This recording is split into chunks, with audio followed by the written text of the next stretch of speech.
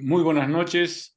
Esta es una nueva reunión del grupo Café Marcos Escudero, que se va a referir al balance energético y el sector eléctrico. Vamos a tener la participación de Enrique Gómez D'Ángel, quienes nos van a responder o tratar de explicar la situación sobre los actuales desafíos que atraviesa el sector, cuáles son las fuentes de generación eléctrica, cuál es el balance actual y qué proyecciones tiene, cuál es el rol del sector privado, podemos exportar electricidad, cómo evalúan ellos las políticas hacia el sector. El ingeniero Miguel Fernández es ingeniero eléctrico de la Universidad de San Simón, tiene posgrado en obras hidráulicas, maestría en economía ecológica y doctorado en energía solar de la Universidad Politécnica de Madrid, España. Tiene más de 30 años en el área de energías renovables y es docente universitario, habiendo sido director ejecutivo de Energética. Actualmente es asesor de energía y descarbonización de empresas y entidades en cooperación bilateral y multilateral. Por favor, ingeniero Fernández, tiene usted la palabra. Muchas gracias. A ver, yo creo que lo que nos ha mostrado don Enrique es absolutamente, digamos, certero desde su punto de análisis, y lo que yo quiero complementar en realidad es con un punto de vista más bien sobre cómo pueden entrar las energías renovables en general en el sector eléctrico boliviano en el marco de lo que es la transición energética. Entonces, por un lado, sí es verdad, hay un sector eléctrico, digamos, que tiene algunas cualidades y condiciones de precios en este momento que estamos viendo, pero yo lo que quiero mostrarles un poquito es qué es lo que puede pasar en el sector energético y eléctrico en particular, más allá de lo que estamos viendo en la coyuntura, es decir, hay algunas metas que tenemos que ver. Empiezo con una frase que está en el reporte de la Organización Internacional que trabaja en energías renovables, que es IRENA, donde dice no tenemos tiempo, y es verdad. A nivel internacional hay una meta que es que el planeta no suba 1,5 grados, no se incremente la temperatura, y esto ha hecho que se tome presión sobre diferentes sectores para avanzar en la descarbonización. Y uno de ellos es el sector energético, que produce de manera directa e indirecta casi el 70% del global de las emisiones a nivel de todo el planeta. Hay dos metas, una es que al 2030 reduzcamos al 45% las emisiones, y la última es que al 2050 tenemos que ser neutros en carbono. Y en esto está el Acuerdo de París, en esto están las cumbres climáticas, en esto está embarcado todo el mundo en este momento con las políticas de descarbonización, porque es el mayor desafío que tenemos, y en teoría si no logramos contener este incremento de temperatura, la debacle climática ya no va a tener vuelta de hoja. Desde ese punto de vista, a nivel global, se ha incorporado una línea, digamos, que es la de intentar descarbonizar el sector energético. Básicamente, descarbonizar el sector energético implica sacar los combustibles fósiles e incorporar las energías renovables en reemplazo. Sin embargo, esto no es posible, no es tan automático, y para esto se ha buscado y se ha analizado un vector energético que permita cumplir a cabalidad. Y el vector energético que puede permitir la descarbonización es justamente la electricidad.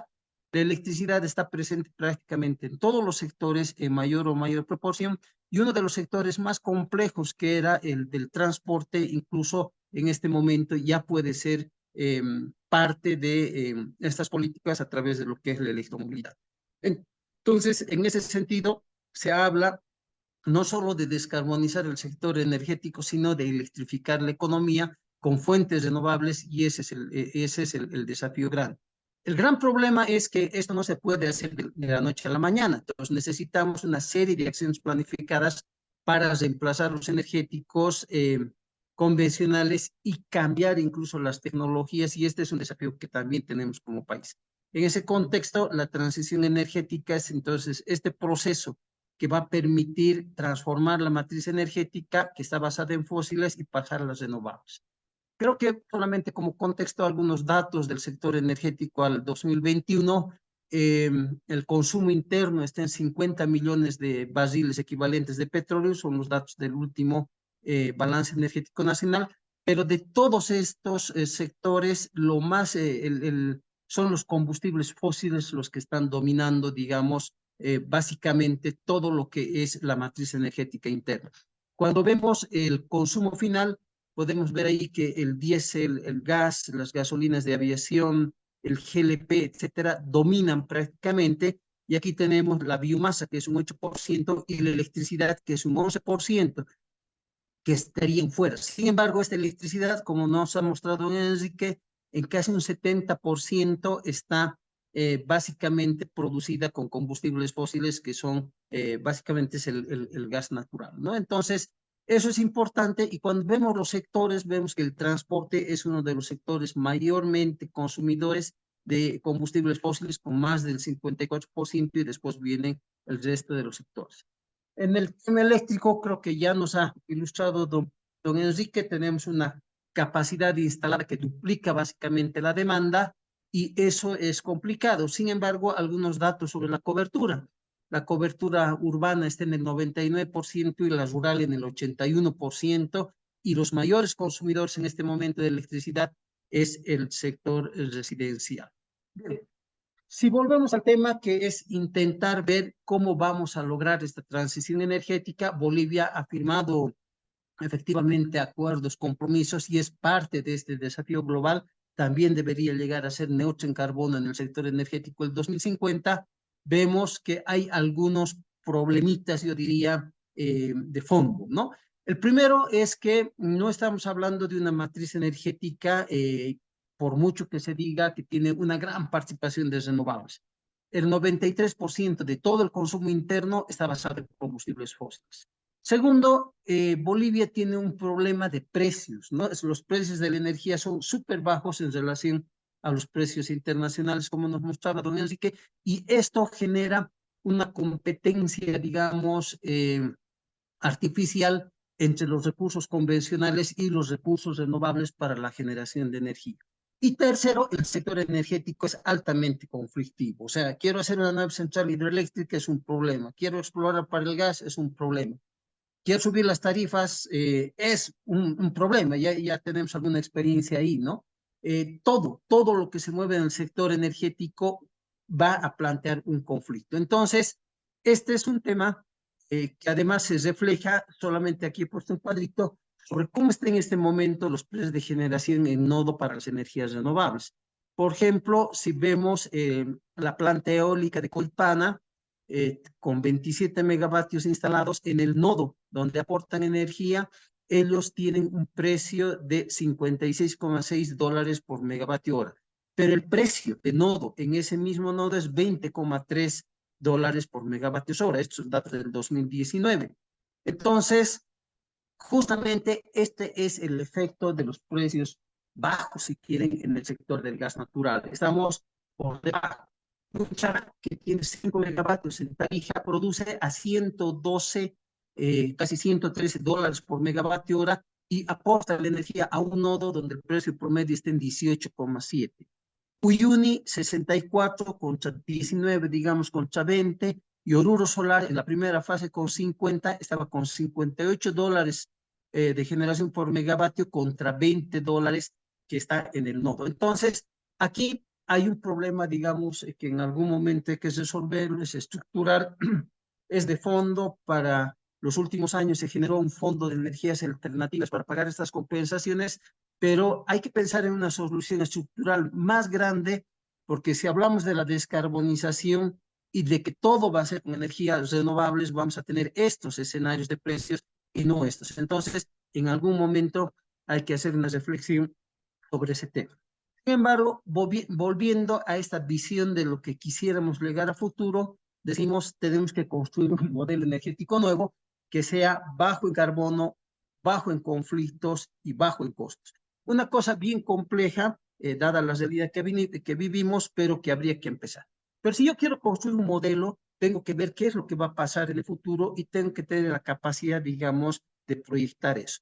Para eso hemos estado trabajando y hemos hecho algunas simulaciones al 2040 y al 2050, utilizando unos modelos referenciales y modelos de proyección que consideran el crecimiento del país, la población, los precios de las tecnologías energéticas, los precios de los combustibles, la evolución de las eficiencias de las tecnologías, todo eso que me permite más o menos al final de esto construir un escenario con un análisis técnico-económico de lo que podría yo esperar en lo que sería el año 2040. Hemos hecho inicialmente una revisión al 2040.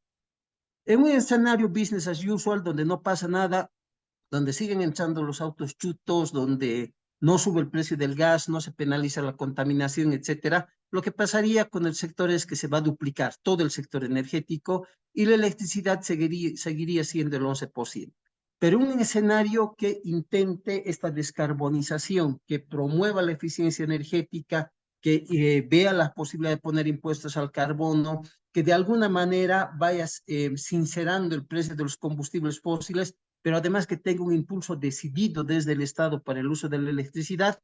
Todas estas condiciones podrían lograr que la electricidad del 2040 sea el 73% de toda la matriz energética, abasteciendo prácticamente a todos los sectores. Faltaría, es evidente, faltaría porque estaría la industria pesada, sectores todavía donde la electricidad no podría entrar, pero ya sería algo importante. Eso permite, de alguna manera, que si yo veo, vuelvo al discurso del IPCC, vuelvo a los compromisos internacionales, esta sería la tendencia de emisiones en un escenario business as usual y esta es la tendencia de reducción de emisiones en un escenario óptimo que lo que hace es prioriza las energías renovables, prioriza las tecnologías más eficientes, desplaza los fósiles. Podríamos casi llegar al 2050 con una estructura de este tipo. ¿Qué significa eso para el sector eléctrico? Porque es el sector eléctrico el que va a venir a desplazar, si quieren, a los hidrocarburos. Significaría que el sector eléctrico tiene que pasar más o menos de los 1.500, 2.000 megas, digamos, que tenemos en este momento de capacidad máxima, de demanda máxima. Podríamos estar orillando el 2040 los 28 gigas de potencia instalada, o sea, 28.000 megas, de los cuales la solar se llevaría una parte súper grande, ¿no? Como 16 gigavatios podrían ser solares y la segunda fuente sería la hidroeléctrica de embalse, donde estaríamos con más o menos 8 gigas de hidroeléctrica de embalse. Estamos hablando de centrales de represas, no estamos hablando de centrales en el Amazonas, no estamos hablando de centrales en el sector tropical, sino fundamentalmente centrales que estarían en montaña, que es, digamos, las que tienen menor impacto ambiental. El gas natural todavía tendría una participación del 14% que paulatinamente iría desapareciendo hasta el año 2050. Pero esto sería, estamos viendo que el sector eléctrico se va a multiplicar, no sé, por 14, por 15 veces hasta el año 2040. Hay más o menos poco menos de 20 años, digamos, para esto, pero ese es el desafío que se viene para el sector eléctrico. Y ya no sería necesario construir más turbinas, más centrales térmicas, tenemos por demás, con las que tenemos y estaríamos por demás, y a partir de ahora todo lo que se debería construir debería ser hidroeléctrico y solar fundamentalmente. Y aquí la hidroeléctrica es vital porque la hidroeléctrica es la fuente que va a permitir el ingreso de la energía solar y de la energía eólica, de las fuentes intermitentes. Por eso es la hidroeléctrica de embalse. Pero por otro lado, todavía el gas es el combustible clave porque es el que nos va a permitir ganar el tiempo necesario para lograr este cambio de la matriz energética. Entonces, no solo es un tema de cambio de fuentes, es un cambio de tecnologías y es también un tema de eficiencias que hay que trabajar. ¿Cuáles son los desafíos que tenemos para una transición energética? En el tema técnico, creo que hay que empezar por un tema de eficiencia energética en todos los sectores. Hay que pensar en la integración de las fuentes de energía renovable en todo lo que significa la matriz de generación. Entonces, esto es un cambio de mentalidad absoluto. Hay que pensar en el desarrollo de las tecnologías de almacenamiento a gran escala, como las baterías, los sistemas de almacenamiento térmico, el almacenamiento hidroeléctrico a gran escala, que es lo que se va a venir para adelante. Tenemos que pensar en la modernización de la infraestructura eléctrica, la incorporación de las tecnologías, de la digitalización del sector eléctrico es vital porque tenemos que pasar básicamente a hacer un sistema de control de avanzada con gestión de la demanda en tiempo real, teniendo que gestionar una serie de decenas, de centenas quizás de fuentes que van a estar trabajando, y esto es básicamente pensar en la digitalización del sector eléctrico y de la modernización extrema si queremos lograr el tema de la transición energética. Y finalmente hay que pensar qué vamos a hacer con la electrificación de los sectores que son difíciles, como la industria pesada, el transporte para nosotros por carretera, el transporte aéreo, que seguramente las soluciones van a estar viniendo de otro lado, pero hay que pensar cómo hacer, y posiblemente allí hay un nicho para incorporar la electrólisis para la generación de hidrógeno. En el resto de los escenarios, el hidrógeno, por lo menos en el caso boliviano, para el suministro interno no logra ingresar, porque por el potencial solar que tenemos, el descenso de precios en la tecnología solar y lo que significa la eólica, la geotermia y la hidroeléctrica, realmente no le dejan un juego a la parte del hidrógeno, ¿no? En la parte institucional, creo que hay que generar un tema de voluntad política y liderazgo. Hay que amarrarse, si quieren ustedes, mucho la coordinación y la colaboración intersectorial e internacional para poder arrastrar el tema de la transición internamente. Hay que empezar a construir un marco regulatorio estable que nos dé certidumbre y confianza para promover inversiones. Así siga siendo ENDE, digamos, la empresa que maneje esto. Hay que tener un marco para atraer estas inversiones, más allá de que participe el sector privado, no, pero hay que tener un marco que sea importante, y para eso es objetivos y metas claras, y que podamos trabajar en esto finalmente a través de acuerdos multilaterales y de la cooperación internacional. En la parte social, creo que la participación ciudadana y de la sociedad civil es vital para promover la educación y la conciencia sobre lo que es la transición energética y lo que se está buscando.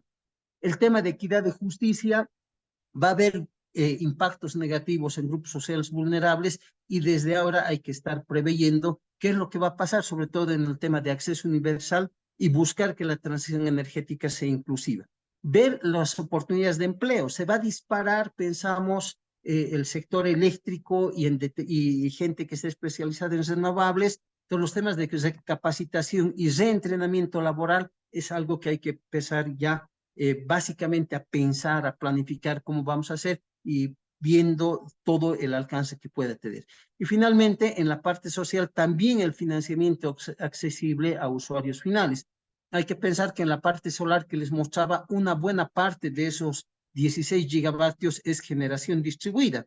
Es instalaciones que se van a hacer en las ciudades, en los techos de las viviendas, donde va a haber una demanda súper grande de equipos, que ya se está viendo un poquito ahora, pero mucho de eso está bloqueado porque no hay los mecanismos financieros que vean el tema de la transición, que vean el tema de la energía y vean el tema de estas exigencias climáticas.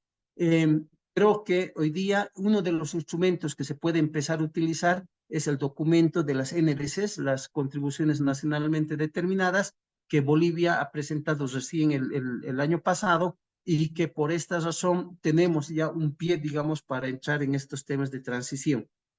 Sabemos que se están instalando parques fotovoltaicos, eólicos, hay más en discusión. Hay este decreto, el 4477, para la generación distribuida, que se lo puede perfeccionar mucho todavía, pero ya hay un pie lanzado. Y este decreto, el 4539, que apoya la electromovilidad sobre todo, y que puede ser también algo útil, sobre todo viendo la crisis que tenemos en este momento ya de lo que es el diésel y de lo que es la gasolina.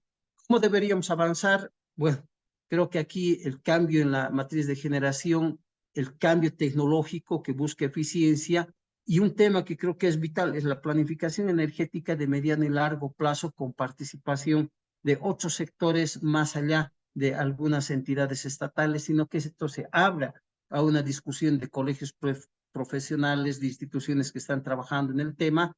Creo que el cambio de la actitud en la sociedad es vital, concientizar, y finalmente un tema que creo que es vital también es mostrar ejemplos de factibilidad de aplicación inmediata, porque si no, para todos el 2050 sigue siendo muy lejano, y esta premura climática que hay y la que tenemos que cumplir en su momento también sigue siendo lejana.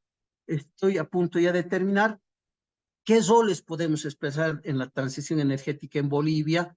Primero, puede haber un rol pasivo para el sector privado, no pueden ser simplemente proveedores de soluciones como es hasta ahora. Vendrán licitaciones, vendrán contratos y participamos ahí, pero claro, eso va a depender de las licitaciones, de los recursos, aunque ya existe experiencia y demanda, pero, perdón, existe experiencia, pero va a depender mucho este rol pasivo de la demanda. Un rol más activo para el sector privado puede estar en el desarrollo de esquemas financieros orientados al usuario final. Les digo, hay temas de eficiencia energética, hay temas de generación distribuida, hay temas de electromovilidad en la cual tenemos que pensar en serio cómo vamos a abarcar. El Estado no va a poder hacer todo esto, quizás se concentra en la parte de la generación, pero en el resto de los usos y las aplicaciones tenemos que estar nosotros. En este rol activo, por ejemplo, vuelvo a caer en lo que es la generación distribuida, que para mí uno de los puntos por los cuales no despega es la falta de un mecanismo financiero acorde a lo que significa esto, y se puede ofertar soluciones a la población en general, ¿no? Un rol más proactivo puede estar en la generación de energía en pequeña escala para el sistema interconectado para las distribuidoras, desarrollar proyectos de generación de pequeña y mediana escala para usos específicos, clientes terceros, quizás a las centrales de bombeo, pero para este rol más proactivo necesitamos ampliar el marco regulatorio y legal. Como están las cosas en este momento, no hay mucho para jugar en esta parte por parte del sector privado. Pero creo que si se establecen escalas de proyectos a desarrollar por el sector privado, si hay reglamentaciones específicas, etcétera, se puede empezar a promover mucho. Quizás es una propuesta bastante optimista, pero yo creo que si no somos propositivos, puede que no avancemos mucho, ¿no? Como conclusiones, pienso que lo fundamental en este momento para avanzar en la transición energética es que necesitamos políticas públicas que impulsen este proceso. Dentro de esto, un tema central es la planificación energética de mediano y largo plazo. Es decir, no vamos a poder switchar todos los autos de un día al otro y que se vuelvan eléctricos, así sea con una varita mágica. Imagínense en este momento que en Cochabamba se ponga, no sé, 200.000 autos se enchufen a la red eléctrica. Esto va a caer. Entonces, hay que ver cómo vamos a empezar estos procesos de transición tecnológica también, de regulación para ir viendo los problemas que se avecinan. Lo más complicado, pienso también que es disponer de estos mecanismos financieros acorde a las soluciones, o sea, largo plazo, tasas bajas, finanzas empáticas en realidad con el medio ambiente. Pienso que hay que influir sobre los tomadores de decisiones, sobre todo para que vayan diseñando escenarios energéticos sin combustibles fósiles. Eso es lo más complicado, es decir, todos los políticos no se imaginan un país sin gas, ¿no? Y no digo que no hay que considerar al gas, sí, pero tenemos que ser también, tenemos que ser capaces de diseñar algo para ver cómo podría ser si tiene que funcionar sin gas y cómo podríamos armar determinados esquemas que vayan resolviendo este problema. Hay el déficit fiscal que se viene por dejar de usar gas en la transición energética es terrible. No solamente porque ya no tenemos, digamos, en este momento no hay gas, han bajado las exportaciones. A la larga, el 2050 no vamos a usar combustibles fósiles y vamos a tener un problema en realidad fiscal exactamente igual que el que se está empezando a presentar ahora. Y ahí es donde se necesita una serie, digamos, de soluciones imaginativas para ver cómo vamos a cubrir estos huecos. Creo que se puede aportar decididamente al cambio desde el sector privado, pero que también en este proceso de la transición la participación de la sociedad civil es fundamental y tenemos que estar conscientes sobre el futuro que queremos. Esta es solamente una última lámina, es de un artículo que acabamos de publicar ahora justamente el 2023, hace unos meses. Hemos pasado ya de analizar solamente la producción, digamos, la proyección de largo plazo en el sector, a utilizar herramientas de cortísimo plazo. Estamos haciendo cortes y simulaciones, por ejemplo, ya no temporales día por día, mes por mes, sino incluso estamos haciendo ya simulaciones por hora para ver efectivamente si es posible tener todo esto y los sistemas de despacho, cómo deberían reaccionar y los sistemas de interconexión, etcétera. Entonces, este es un trabajo que está todavía en desarrollo, ¿no? Y un último dato, el BID acaba de publicar ahora un mes y medio, un estudio para los países andinos sobre temas de transición energética y cómo deberíamos enfrentarlos, donde también hemos podido participar armando una propuesta para el caso de Bolivia sobre lo que significaría la descarbonización del sector energético y la electrificación de la economía. Bien, eso es lo que yo quería compartir con ustedes. Muchas gracias.